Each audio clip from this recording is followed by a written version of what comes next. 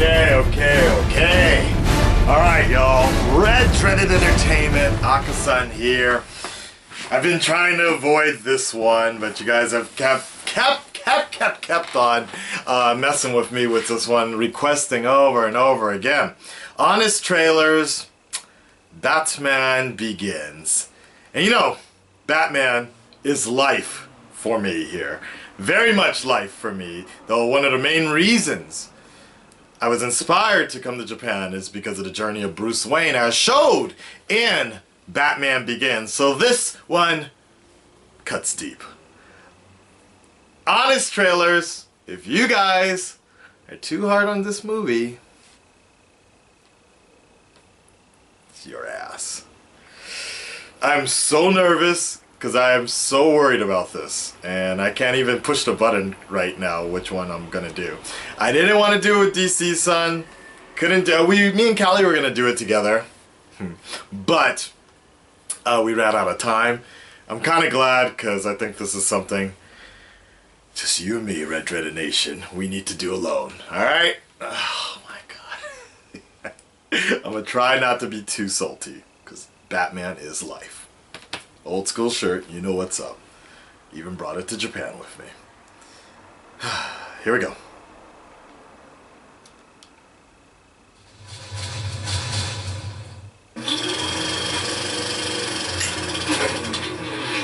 After Joel Schumacher made Batman silly. Yep. Never leave the cave without him. But before Zack Snyder made him a joke. Yeah. Chris Nolan made a movie that got The Dark Knight just right. Yes! Here. Batman Begins.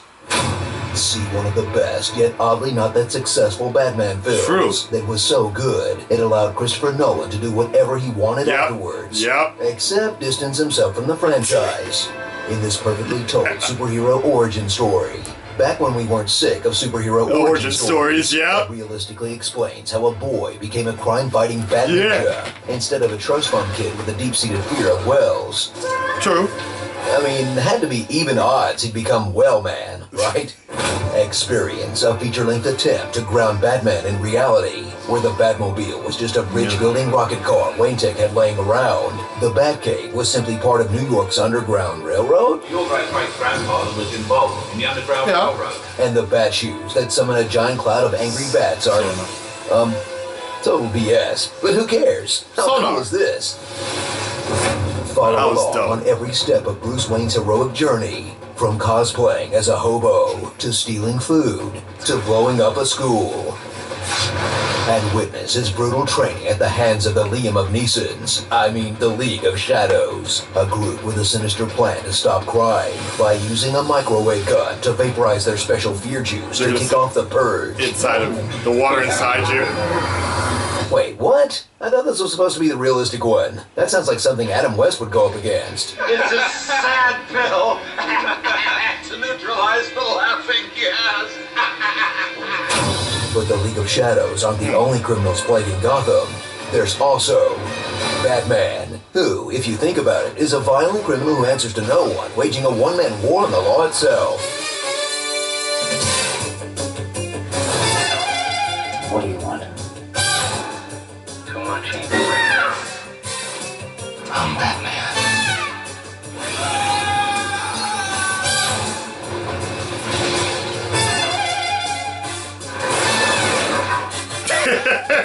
Okay. But I don't have to see. Neglect. Sorry, Manslaughter. still counts as murder if you make a train do it. Joining this loner on his one-man quest for justice are a lot of other people. Like Alfred, a butler so loyal, he'll drag Batman's sedated girlfriend into the back of a car, no questions asked. Isn't the worse for wear, I'm afraid. Lucius Fox, a man who might be helping Bruce to be a better serial killer for all he knows. When I'm asked, I don't have to lie. Jim Gordon, a cop with the morals, glasses, and mustache of Ned Flanders. Rachel Dawes, a childhood friend with a mysterious past of drinking condensed milk. Alfred secures the condensed milk on the top shelf. And, holy is that King John? Yeah! That is him. Why are you giving him military hardware? Take him out before it's too late! So strap in with a movie that saves Batman from puns and irrelevance. Let's kick some ice. With the right mix of gritty realism and comic book theatricality that's a perfectly focused, character-driven story. Except for the whole third act. Yeah. Machine into Wayne Station that'll cause a chain reaction that'll vaporize the entire city's water supply. Yeah, that was and terrible. The fact that half the dialogue is cutesy repetitions of things someone said earlier. It's a bit technical, but the key thing is that my company... That was one of the best scenes, though. That was building the plot, like the whole symbolism. Didn't you get the memo? Shut up! No wonder this movie's so good. They only had to write half a script. Starring Derelict, Gotham Abbey, Roz Actually, Rachel Dawes as Creed, Sirius Blue. If I only played Bruce Wayne. Ken want to not be wasted in this movie, but he is. And what does the fox say? A ring-a-ding-ding. A ring-a-ding-ding. How Bruce Wayne got his groove back. The League of Shadows has been a check against human corruption for thousands of years. We sacked Rome, loaded trade ships with plague rats, burned London to the ground. Cancelled Firefly, made Crash win Best Picture, discovered Justin Bieber, made Harambe a meme. It's time to embarrass the Dark Knight. Worse than Joel Schumacher did. Batman, you're a cunning strategist and a master of theatricality. But I found your one hidden weakness. Getting the beaten out of you. The Screen Junkies roast of Batman. Watch now. Nope. Holy Screen Earth. Can't do it. If you'd like to watch the roast of Batman, Nope. click the box on the left to see the Caped Crusader's greatest foes. That's a nice outfit, The Dark Knight, who always wow, taxes, how really not is playing Batman. The Wick has wicked the last of the wicked witches and wolves. Joker. What is happening in the happening? Yeah, okay, so I was mixed about that. Okay, it wasn't as bad as I thought. Some parts I couldn't. I think for me, because I take Batman so seriously, it's really hard for me to allow anything else to enter my life. But I gave it my best shot. Like, I'll never forget, guys. Like, I'll never forget that day.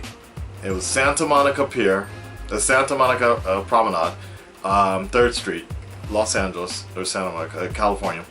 And I'll never forget going to see this movie because I'll never forget how good or how speculative I was in the beginning. You remember that one scene where Bruce met Commissioner Gordon for the first time? And I didn't know this at the time, but they were releasing toys or something like that, and it showed Christian Bale, right, with his prototype suit, and people were so pissed because that was the first official image being released, and people were like, oh my god, they're fucking it up. They don't know what they're doing. Oh, we're gonna have another horrible Batman movie again. Where's this symbol? Blah, blah, blah. And it taught me a little bit about, like, even at that time, the internet nerd culture at that time, people just thought the worst of this movie. Then the second official image came out, which was the Batman standing on the ledge, right? And it was kind of, he was crouching, and people were like, oh damn, it's looking pretty goddamn good. It's like they're going with like this kind of dark, creepy image. It's coming around real nicely. People were starting to buy into it. I still was kind of like iffy on it because it was the Ken Watanabe was cast as Ra's al Ghul at the time. Well, it still was. And people are like, what the fuck are they doing? Why is it blah, blah, blah? It's kind of funny how that all works out now, considering Doctor Strange. But they're like, Ra's al Ghul, no, blah, blah, blah. And I really like that idea because at the time I was like, oh my god, they're messing things up. But I was very worried about things right now. And thus, it wasn't until Buffy the Vampire Slayer in between Buffy the Vampire Slayer, they had a 7-minute preview of Batman Begins. And when I watched that, it was this preview where they showed some shit, and they showed that scene where he was training with, at the time, Henry Deckard. Well, the character was Henry Deckard at the time. When he was training with Liam Neeson on that ice, and he was like, do you still feel responsible for your parents' death? And he was like, my anger outweighs my guilt. And he ripped off the thing. Rachel tried to tase him, and then that one particular scene where he was getting baptized with the bats, it was at that moment I knew somebody finally gets it. Somebody gets it. That baptism scene was the deal right there. That was it right there. When I started seeing that, and then after that, another trailer came out with Lucius Fox talking about they were talking about spelunking and the cape stuff, and I started reading into how they were trying to make it realistic, and how this is stuff that people this is actual military grade stuff that people have done and tried in the past, and a billionaire could afford something like this. I was just like, holy shit. And I still went into that movie theater like, okay, I hope this is good. But when I came out of that movie theater, I was like, damn. And I'll never forget, my roommate was just like, dude, this was great. I could be Batman. That's the grounding realism that people really liked about it, and that I liked as well about it. And I remember this one big ass overweight, I think we were all kids at the time.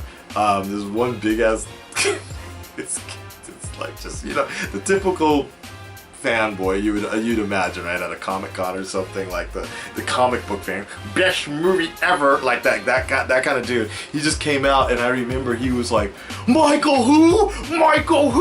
Talking about Michael Keaton. He was like, Michael who? What? Michael who? And I was like, what? I'm like, dude, calm the fuck down. The movie was good, but I don't know if it was Batman in 1989 good yet. And he's like, the guy's too short. This was the perfect Batman, blah, blah, blah, like that. And but people were so psyched about it, and I'll never forget at the end of that movie where Gordon gives that camera and the card, and he's just like, you see the Joker card, and people were just like, oh god. I have so many other stories I can tell you about the Dark Knight and some other stuff, but I didn't agree fully with what they were saying, especially about the writing situation. I know it was a cheap joke, but I really like, the thing I love the most about Batman Begins and The Dark Knight is you can still quote lines from that movie and people will look at you and they'll know exactly what you're talking about. That's how good the Batman Begins and The Dark Knight was. Is you can still, like, you could be like, I never said thank you, and you'll never have to. This is chills from that scene. He looked at that, I remember he looked at that card, that Joker card, and he was just like, I'll look into it. Like, oh my god. It's so good, guys. And then, like, and just the fact, the whole American Psycho part with, like he was like, well, a guy that dresses up like a bat obviously has problems. Like, it was just some good trailers, guys, all around. Nice try, Screen Junkies. Try again. Have you ever done the Dark Knight honest trailer? I wonder. Anyways, I'm gonna do my best to see Lego Batman. Like I said, a lot of you guys have been messaging me saying that Lego Batman, I would actually like the movie, but that tone just particularly, maybe, I don't know, I just carry the realistic part very well. And I mentioned it before, I was just gonna tell you, and Screen Junkies picked up on this as well, just the Batman lore and movie making, the franchise of the Batman, it just comes in waves, Burton, somebody once told me, Burton was super dark, super serious. Then they lightened it up with Schumacher, and it got really campy and horrible. Then Nolan brought it back to grounded and gritty and just a really realistic, hyper-realistic point of view. And then Snyder elevated it back to whatever. This comic-ish, just what hyper fantasy, maybe a little too much, and people are mixed on it. I understand. I personally like Batman Forever. I thought Batman Forever was great.